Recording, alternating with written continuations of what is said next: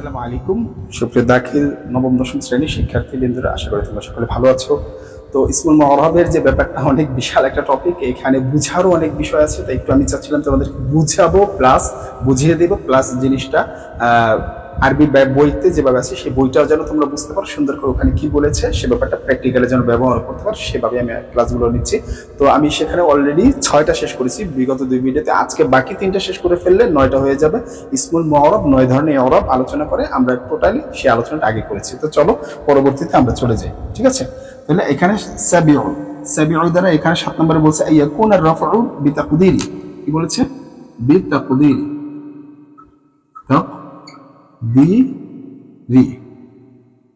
ঠিক আছে? বিতাকদিরি দুম্মা, বিতাকদিরি দুম্মাতি, বিতাকদিরি দুম্মাতি, ঠিক আছে? এটা হবে ওয়ান নাসবু বিতাকদিরি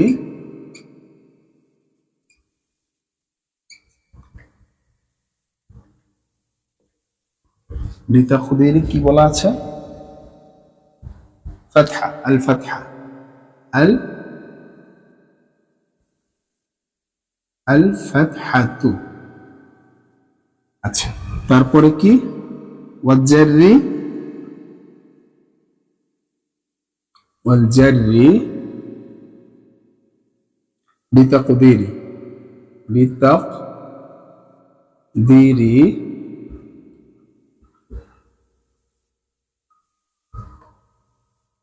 আল কাসরা,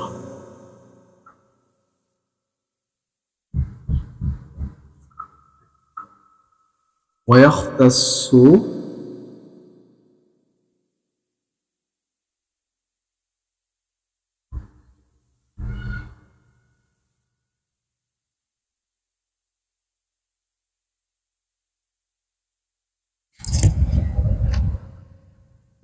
দেখি তো দেখা যাচ্ছে কিনা। হ্যাঁ, ওয়াখতাসু কলম লাগবে, কলম কাজ করে না।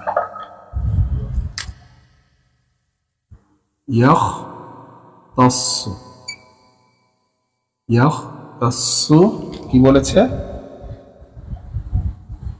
ওয়াখতাসু বিল মাকসুরা, তাসু বিল মাকসুরাতি। শেষ।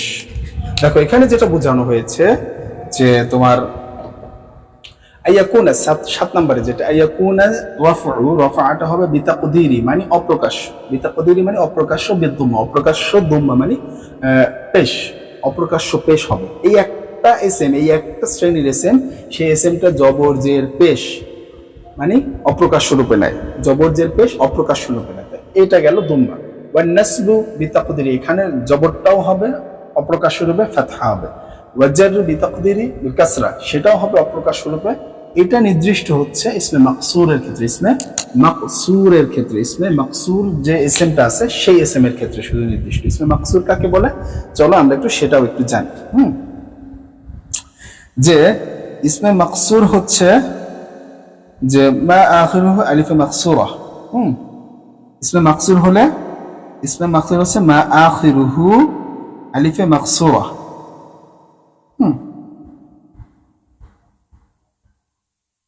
আচ্ছা, এরপরে কি লেখছে যে তোমার বইতে আছে ইসমে মাকসুর মা আখিরুহু কি বলেছে? মা আখিরুহু আলিফে মাকসুরাতি। আচ্ছা, এরপরে কি বলেছে? উদাহরণ দিয়েছে, আবার একটা কথা বলেছে অবিল মুদাফ, অবিল মুদাফ, এটা একটু জানা লাগবে, এটা একটু জানা লাগবে। ইলাই মুদাফ ইলা, মুদাফ ইলা ইয়া মুতাকাল্লিম, ইয়া ই মুতাকাল্লিম, ঠিক আছে? এটা একটু জানা লাগবে। গায়রা তাসনিয়া ওয়াল জামাআ মুযাক্কারুস সালিম, গায়রা তাসনিয়াতি।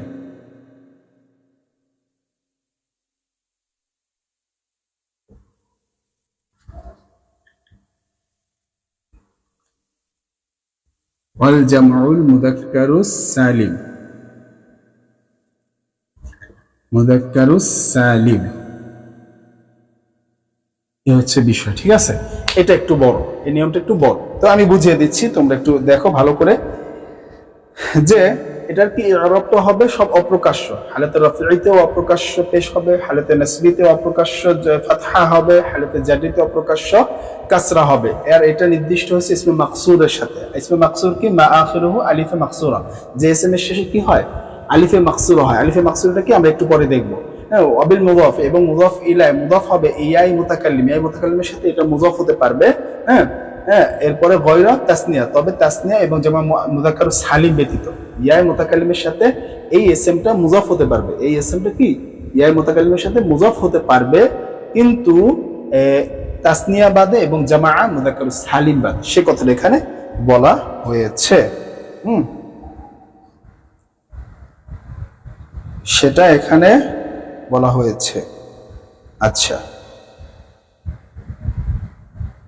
আচ্ছা, এখন আসো উদাহরণ। উদাহরণ হচ্ছে এক নম্বরে যদি বলি জাআনি, জাআনি মুসা, মুসা,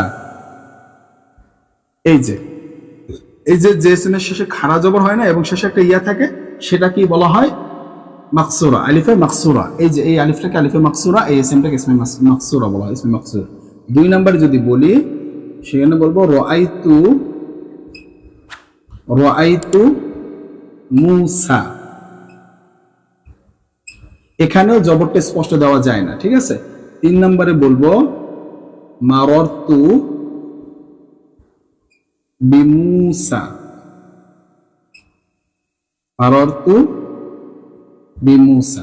এই তিন ক্ষেত্রে কি করা যাবে না, প্রকাশ্য রূপে ইরাব দেওয়া যাবে না, দেওয়া যায় না, কারণ আলিফে মাকসুরা আসে। আলিফে মাকসুরা মানে কি, শেষে এরকম খাড়া জবর আসে, কোন এসএম এর শেষ অক্ষরে খাড়া জবর আসে এবং সাথে এই যে ইয়া আসে, এই যে ইয়াটা আসে, সেটার কারণে এই খাড়া জবরটা আসে, আর এই খাড়া জবরটাকে পড়ার জন্য ইয়াটাকে নেওয়া হয়। ঠিক আছে, এবং এটার সাথে চাইলে আমি এটাকে মুতাকাল্লিম বানাতে পারি, কিন্তু তাসনিয়া করা যাবে না। এই শব্দগুলোকে কি তাসনিয়া বা জামা মুযাক্কার সালিম করা যাবে না। মুয়ান্নাস সালিম করা যেতে পারে, এটা আলোচনা আছে, তো সেটা পরে আমরা এখানে আলোচনা করলাম, এটা গেল। ঠিক আছে, তাহলে এই 8 নাম্বারটা চলে গেল, আমি জাস্ট বেসিকটুকু তোমাদেরকে বুঝাচ্ছি। ঠিক আছে, এরপরে বলছো বা গুলামি, হ্যাঁ এখানে দেওয়া আছে অনেক উদাহরণ, তোমাদের বই থেকে পড়লে তোমরা পাবা, আমি তো জাস্ট বেসিকটুকু দিয়ে দিচ্ছি। এরপর আসো 8 নাম্বার আলোচনায় যাই। আমরা এটা বুঝলাম 8 নাম্বার আলোচনায়। এতটুকু বুঝতে পেরেছো? কারো কোনো প্রশ্ন তো নাই? বারবার টেনে টেনে দেখো, তাইলেই হবে। এখানে 8 নম্বরে যেটা বলছে ইয়াকুন আর বিতাকদিরি ওয়াদ-দুম্মা ওয়ান-নাসব الفتح والجر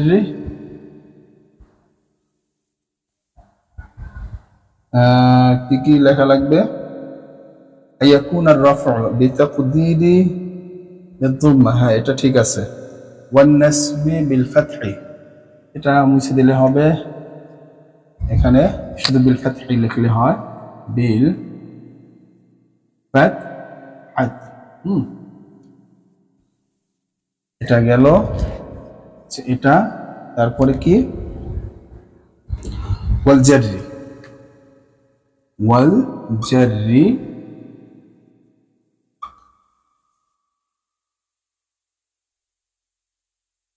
দেওয়ার কলমের গোষ্ঠী কি লাগে, কলম কি এক অবস্থা।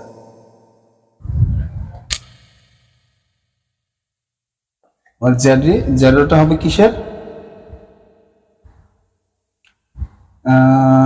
বিতাকদিরি, আর বিতাকদিরিল কাসরা, বিতাকদিরিল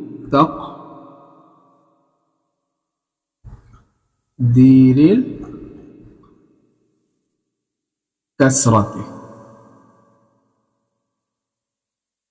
এই যে বিতাকদিরিল কাসরাতি ওয়া ইয়াখতাসসু বিল মানকুস।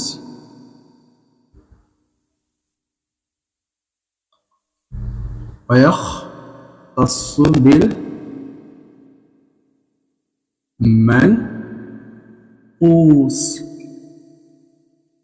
একটা হচ্ছে মাকসুর আগেরটা কি বললাম মাকসুর আর এটা কি বলবো মানকুস ইসমে মানকুস কাকে বলা হয় মা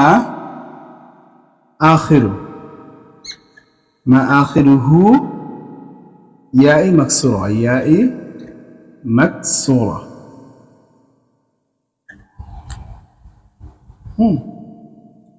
ويختص مكسور ما قبله ما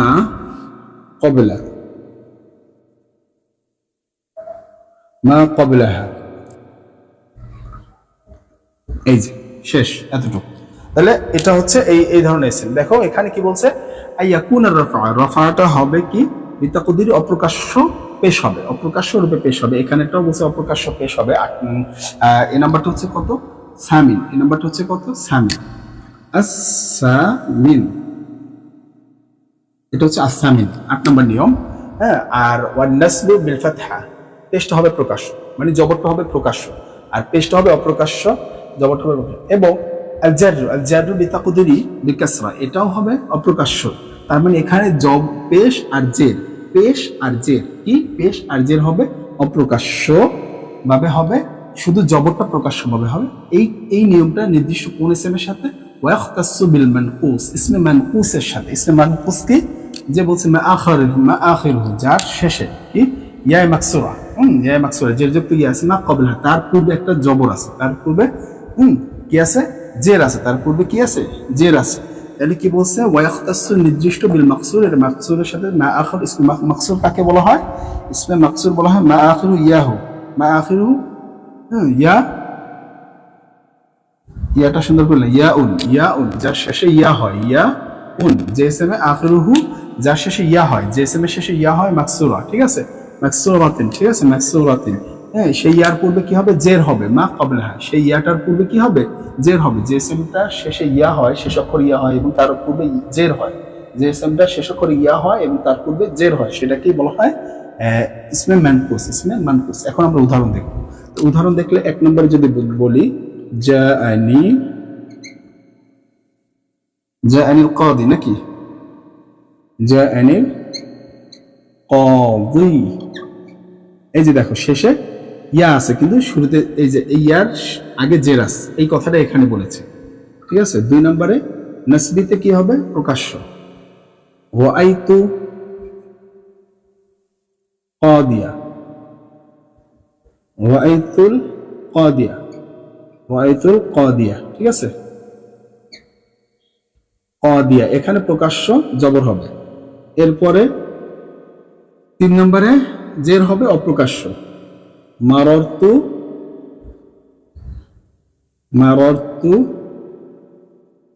বিল কাদি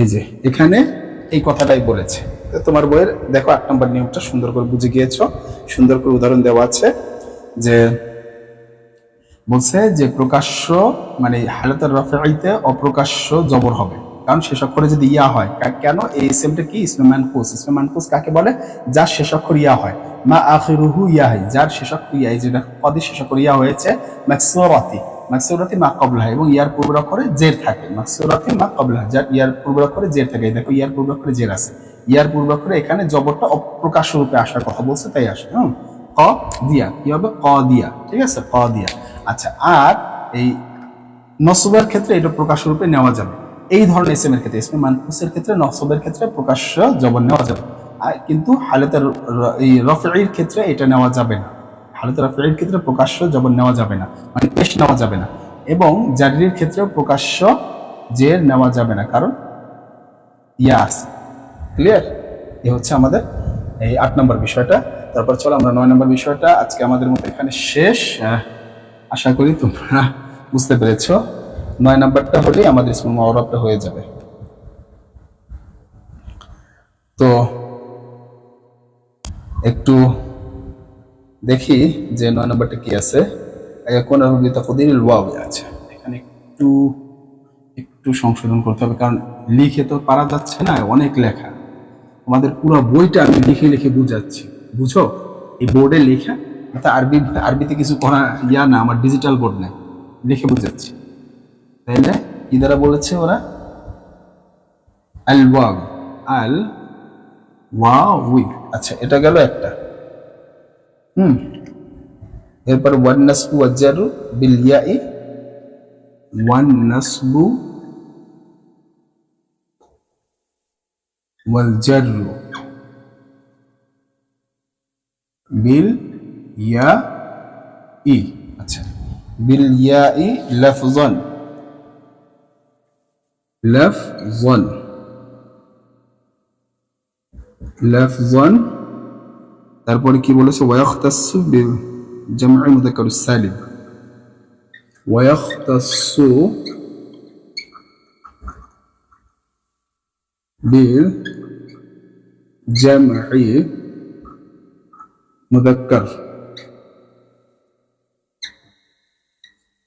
মুযাক্কারুস সালিম। আচ্ছা, জামউল মুযাক্কারুস সালিমের সাথে, ঠিক আছে। এরপরে বলছে মুদাফান ইয়াই মুতাকাল্লিম, মুদাফান ইলা, মুদাফান ইলা, মুদাফান ইলা ইয়াই মুতাকাল্লিম। এ হচ্ছে আমাদের আজকের পড়ার শেষ। উদাহরণ দিয়ে দেব, কথা শেষ। কি বলছে দেখো, এটা হচ্ছে আমাদের কি 9 নম্বর নিয়ম। এটা হচ্ছে কি 9 নম্বর নিয়মটা, ঠিক আছে। তাসিয়া, এটা হচ্ছে তাসিয়া। আচ্ছা, এটা হচ্ছে তাসিয়া। এখন দেখো কি বলছে, আইয়াকুনা রাফা, এখানে রাফাটা হবে, হালাতুর রাফাইটা হবে বিতাকদিরি যুম্মা, মানে অপ্রকাশ্য পেশ, অপ্রকাশ্য রূপে। এই ক্ষেত্রেও হবে কি অপ্রকাশ্য পেশ। এরপরে অপ্রকাশ্য ওয়াও, মানে আইয়াকুনার রাফউ তাকদিরুল ওয়াও, ঠিক আছে। উজ্জ ওয়াও দ্বারা রফা হবে। এখানে একটা ওয়াও হবে, সেই ওয়াওটা থাকবে গোপন, পেশ হবে, ভালো কথা। সেই পেশটা কি ওয়াও এর মাধ্যমে গোপন থেকে পেশটা হবে। এবং নসব এবং জার, নসব জবর এবং জেরের ক্ষেত্রে ইয়া হবে, জের এবং ইয়া হবে, কি হবে? প্রকাশ্য ইয়া, প্রকাশ্য ইয়া হবে। জবর এবং জেরের ক্ষেত্রে ইয়া হবে, হ্যাঁ।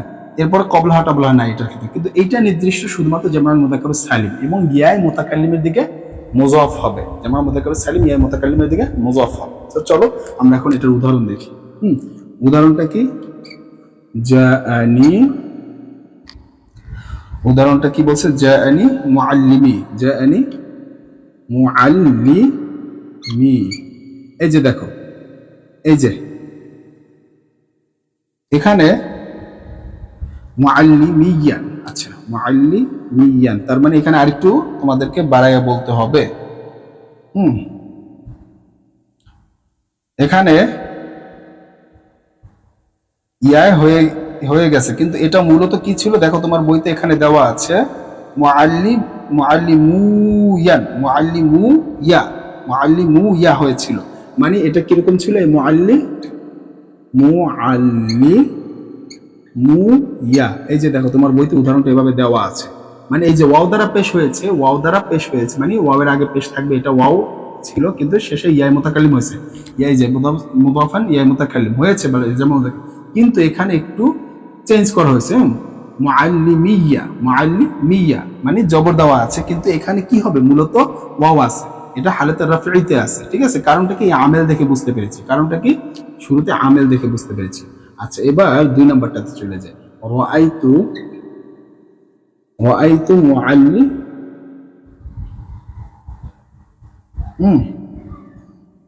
2 নাম্বার ওদেরটা রাআইতু মুআল্লিমিয়া, এখানেও একই, রাআইতু মুআল্লিমিয়া, এখানেও কি আছে? ওই একই, এখানে হালাতে নাসবিতে আছে। কি কারণে? ওই যে বিস্তারিত আমি বলছি, একটু দাঁড়াও লিখে দিই, হালকা একটু বুঝিয়ে দিব। মারারতু, না হয়তো তোমরা আবার বলবে যে স্যার সবই খুললেন, এই শেষ সময়টা এসে একটু বুঝাইলেন না।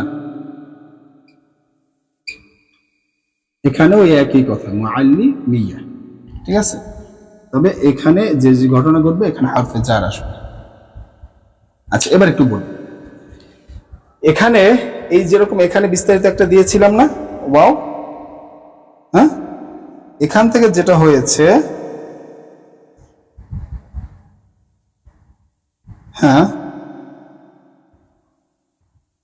সেটা হচ্ছে কি এই ওয়াওটাকে মুসলিমুনা ছিল কিংবা মুসলিমুনাও বলতে পারো, মুযাক্কারুস সালিম, হ্যাঁ মুসলিমুনাও বলতে পারো এখানে, সেটাও বলতে পারো, যেহেতু মুযাক্কারুস সালিমের সাথে মুযাফান ইলাইহি হবে, এটা মুযাক্কারুস সালিমের সাথে নির্দিষ্ট, মুযাক্কারুস সালিম জামাউল মুযাক্কারুস সালিমের সাথে নির্দিষ্ট, তাহলে এটা মুযাক্কারুস সালিম মুআল্লিমিয়ুন, তাহলে এখানে মুআল্লিমুনা ছিল, ঠিক আছে। আর মুযাফ যখন হয় তখন যেন ইয়া নুন পড়ে যায়, মুআল্লিমুনা ছিল সে নুন পড়ে যায়, ইয়াটা আসছে তাই মুযাফ মুআল্লিমিয়ুন, মুসলিমুনা মুসলিমিয়ু হবে, ঠিক আছে। এখানে মুআল্লিমিয়ুর জায়গায় কি হবে, মুসলিমিয়ু। তো এখানে বুঝবো কিভাবে যে এটা হালাতে রাফিঈ না নাসবি। এখন একটু যদি বিস্তারিত আলোচনা করতে চাই, একটু বিস্তারিত অনেক কিছু দেখাতে হবে, কিভাবে কি তালিল হলো না, কিন্তু তালিল ব্যাপার স্যাপার আছে। তো আমি একটু তোমাদেরকে শর্ট টেকনিক বলে দিই।